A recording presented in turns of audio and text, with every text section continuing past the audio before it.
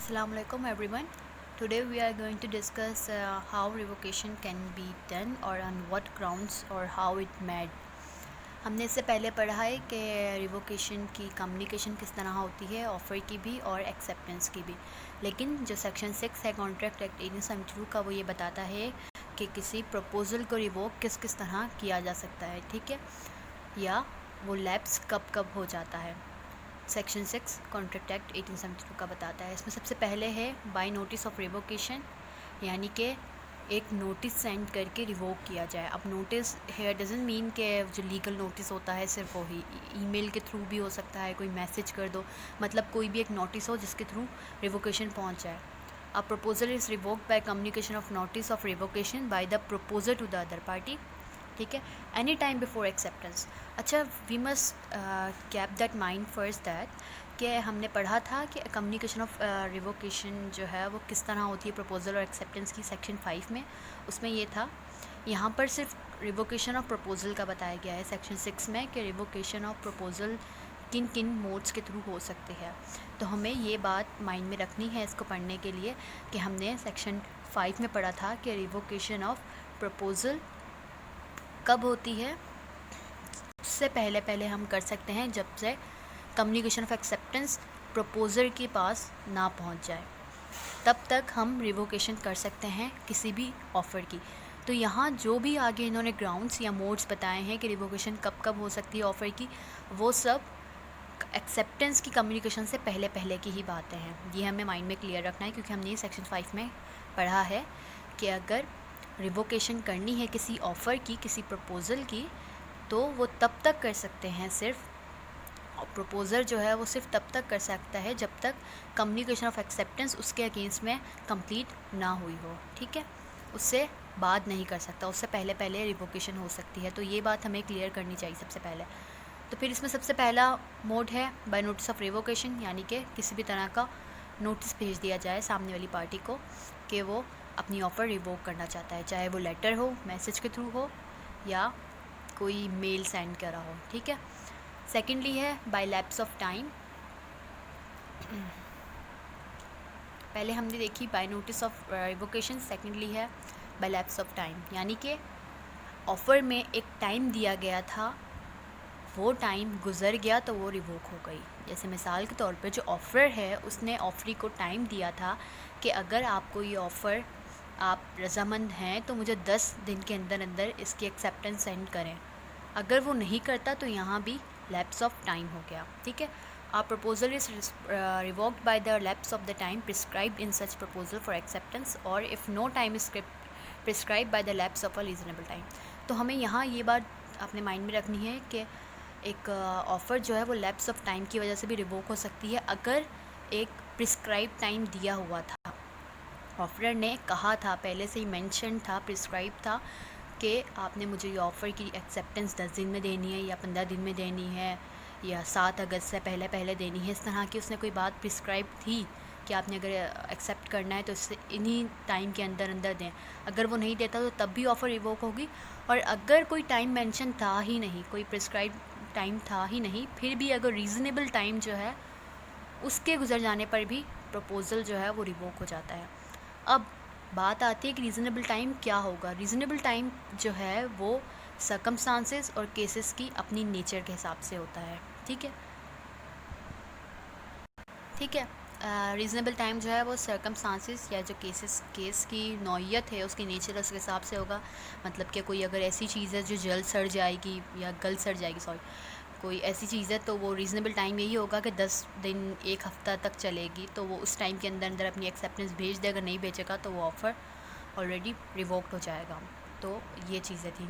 Lapse of time में 2 आ जाएंगी। एक तो ये कि अगर प्रिस्क्राइब टाइम है तो तभी ऑफ़र साइन करे, अगर एक्सेप्टेंस साइन करे, अगर नहीं करता तो लैप्स हो जाएगी। सेकेंडली रीज़नेबल टाइम हो,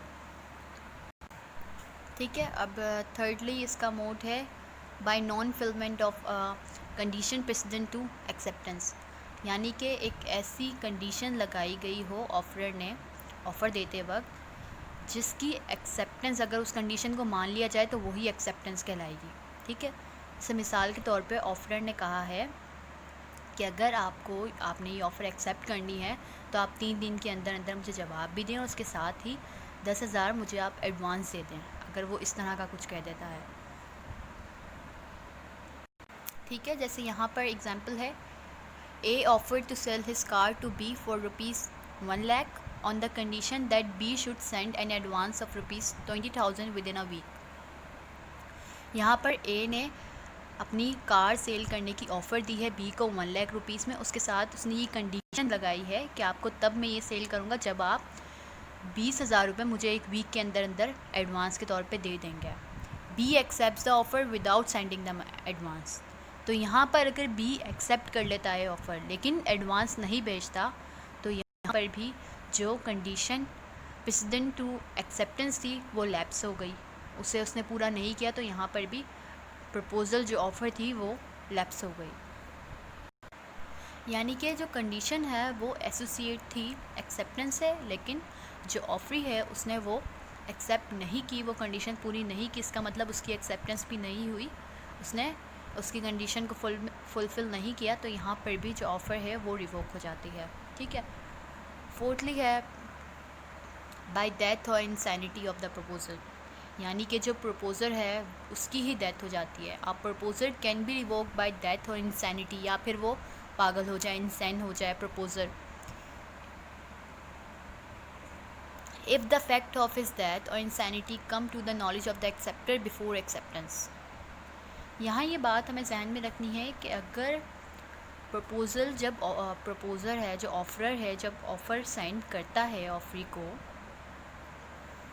और सेंड करने के बाद वो मर जाता है या पागल हो जाता है, तो जब तक के ऑफरी के पास ये बात उसकी नॉलेज में आए और वो एक्सेप्टेंस सेंड करे, उससे पहले पहले वो अपना जो उसका ऑफ़र है वो रिवोक कर सकता है।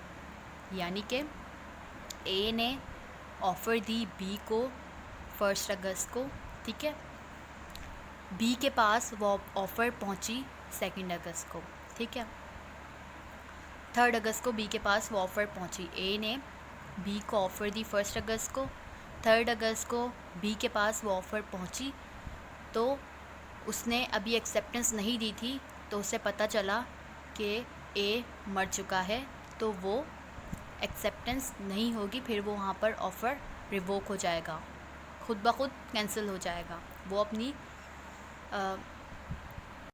यहाँ पर ऑफ़र जो है वो रिवोक हो जाती है अगर ऑफरी ने अभी तक एक्सेप्टेंस नहीं दी थी, उससे पहले पहले उसकी नॉलेज में बात आ जाए कि जो ऑफ़र था, जिसने उसे ऑफ़र दी थी, वो मर गया है या वो पागल हो गया है। लेकिन अगर उसने एक्सेप्टेंस की कम्युनिकेशन दे दी है, मतलब कि उसकी एक्सेप्टेंस की कम्युनिकेशन कंप्लीट हो गई है, तो फिर यहाँ पर ऑफ़र जो है वो अपनी प्रपोज़ल को रिवोक नहीं कर सकता। अच्छा, जो हमने अभी सेक्शन 6 में मोड्स पढ़ लिए कि एक ऑफ़र कब कब रिवोक हो सकती है, उसमें हमने पहले पढ़ा कम्युनिकेशन ऑफ नोटिस हो या फिर लैप्स ऑफ टाइम हो जाए, जिसमें था कि प्रिस्क्राइब टाइम अगर हो या रीज़नेबल टाइम हो उसका लैप्स हो जाए, तो तब भी एक ऑफ़र रिवोक हो जाती है। और थर्डली हमने पढ़ा था कि एक्सेप्टर जो है वो कंडीशन फुलफ़िल ना कर पाए जो कि प्रेसिडेंट टू एक्सेप्टेंस हो। और फोर्थली हमने पढ़ा था कि डेथ या इंसैनिटी हो जाए प्रपोज़ल की। इसके बरक्स भी कुछ ऐसे मोड्स हैं जिनकी वजह से एक ऑफ़र रिवोक हो जाती है, जिसमें पहला है काउंटर ऑफ़र, सेकंड है by acceptance not being accepted in the mode prescribe, वही सेक्शन 7 में जो हमने पहले डिस्कस किया है, और है by rejection of the offer by offeree और बाय सब्सिक्वेंट इलीगलिटी और discussion of subject matter of the offer. तो उसमें पहला है काउंटर ऑफ़र। काउंटर ऑफ़र हम पहले भी डिस्कस कर चुके हैं कि काउंटर ऑफ़र में क्या होता है, अगर एक ऑफ़र देता है तो उसके अगेंस्ट में उसी वक्त ऑफरी भी एक नई ऑफ़र दे देता है, जिसकी वजह से जो इनिशियल ऑफ़र होती है, जो ऑफ़रर पहले दे चुका होता है, वो रिवोक हो जाती है। तो इधर भी एक ऑफ़र रिवोक हो जाती है, इनिशियल ऑफ़र जो कि ऑफ़रर पहले दे चुका होता है, लेकिन उसके काउंटर में एक सेकंड ऑफ़र आ जाती है, तो फिर इनिशियल ऑफ़र रिवोक हो जाती है।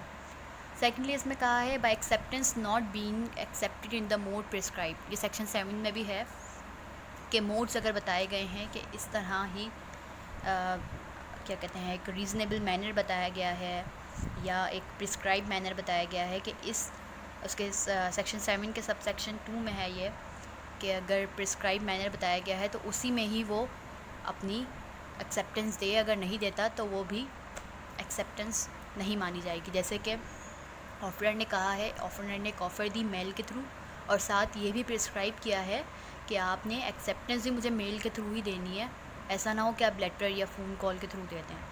तो यहाँ पर अगर ऑफरर ने प्रिस्क्राइब किया है कि इस मोड के थ्रू ही आप मुझे एक्सेप्टेंस देना, अगर वो नहीं देता तो यहाँ पर भी ऑफ़र रिवोक हो जाती है। जैसे ए ने बी को लेटर लिख के सेंड की ऑफ़र और उसके साथ उसमें लिखा भी है बाकायदा कि इस ही मोड के थ्रू आप मुझे एक्सेप्टेंस देना, ठीक है। लेकिन वो क्या करता है, वो फ़ोन कॉल के ज़रिए बता देता है, तो यहाँ पर भी ऑफ़र रिवोक हो जाती है, ऑफ़र नहीं मानी जाती क्योंकि उन्होंने ऑलरेडी मोड प्रिस्क्राइब किया था ऑफरर ने।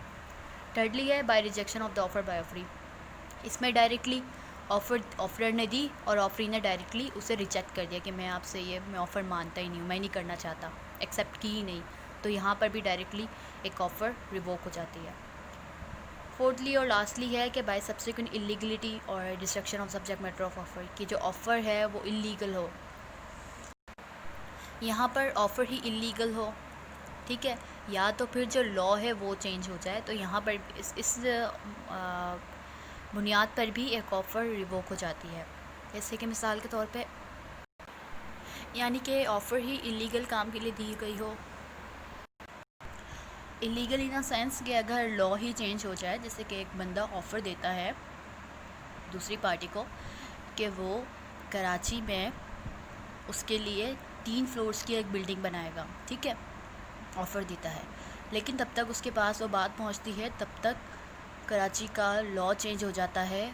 उधर का मिनिस्टर कह देता है कि यहाँ पर 3 फ्लोर से ज़्यादा या 2 फ्लोर से ज़्यादा की कोई बिल्डिंग नहीं बनेगी, तो ये काम ही इलीगल हो जाएगा। इस तरह भी ऑफ़र जो है वो रिवोक हो जाती है। और ऑफ़र कब रिवोक होती है, जब सब्जेक्ट मैटर ही ख़त्म हो जाए। जैसे कि एक बंदा मिसाल के तौर पे ऑफ़र, उसके पास एक बिल्ली होती है और वो उसकी ऑफ़र देता है दूसरी पार्टी को सेल करने की, लेकिन वो जब तक उसके पास ऑफ़र पहुंचती है वो बिल्ली ही मर जाती है, तो उसका मतलब ऑफ़र भी यहाँ पर रिवोक हो जाती है। तो ये सब केसेस थे जहाँ पर ऑफ़र रिवोक हो जाती है। कुछ सेक्शन 6 में थे और कुछ एक्स्ट्रा थे जो कि कॉन्ट्रैक्ट एक्ट में ही आते हैं। उम्मीद है आप सबको समझ आया होगा। जज़ाकुमुल्लाहु खैरा।